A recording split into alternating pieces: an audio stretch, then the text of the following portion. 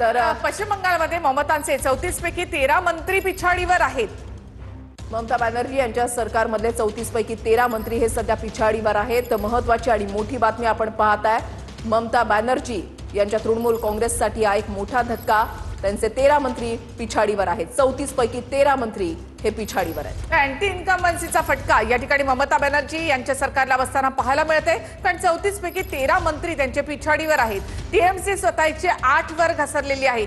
इतका कमी आकडा हा ममता बॅनर्जी यांच्या टीएमसीचा कधीच झाला नव्हता। भाजपनं या ठिकाणी काही नसताना शून्यापासून सुरुवात केलेली होती।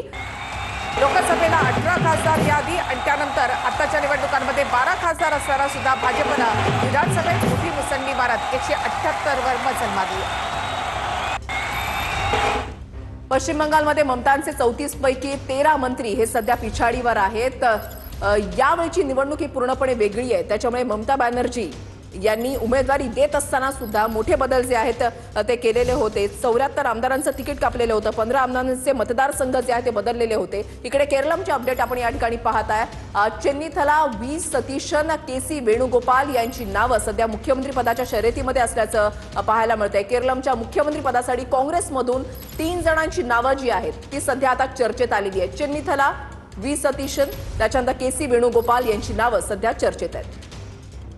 केरळमध्ये जर आपण पाहिलं तर यूडीएफ काँग्रेस आघाडी जी आहे ती या ठिकाणी सत्ता स्थापना करणार अशी चिन्ह सध्या तरी दिसू लागलेली आहेत। आणि आता मुख्यमंत्री पदाचा चेहरा कोण असणार यावर चर्चा सुरू झालेल्या आहेत। 3 नावं चर्चेत आहेत। चेन्नीथला व्ही सतीशन, केसी वेणुगोपाल यांची नावं चर्चेत आहेत। तर टीएमसी आता 109 आणि भाजप 176 वर या ठिकाणी पोहोचलेली आहे।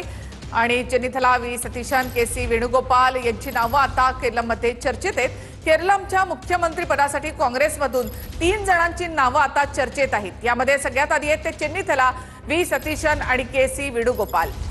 केरळमध्ये डाव्यांचं सरकार जात आता यूडीएफचं सरकार जे आहे ते येणार हे चित्र आता जवळपास स्पष्ट होत चाललेलं आहे। आणि त्याच्यामध्ये ही काँग्रेस आघाडी आहे, त्याच्यामुळे काँग्रेसमधली 3 नावं, 3 चेहरे जे आहेत ते सध्या चर्चेत आलेले आहेत। मुख्यमंत्री पदासाठी कुणाचा नावावर शिक्कामोर्तब होणार हे पाहणं महत्त्वाचं आहे। मात्र सध्याच्या घडीला चेन्नीथला व्ही सतीशन आणि केसी वेणुगोपाल यांची नावं सध्या चर्चेत आहेत। केरळमध्ये एकूणच या सगळ्या प्रचाराची धुरा ही चेन्नीथला यांच्याकडे होती। समन्वय राखण्याचं काम त्यांच्याकडे होतं, त्यामुळे त्यांचंही नाव या ठिकाणी 1 नंबरला आहे।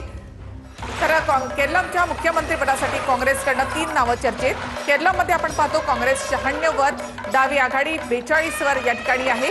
डाव्यांची सत्ता उलथवत काँग्रेसनं इकडे भक्कम पाय रोवले आणि एनडीए फक्त 2 जागांवर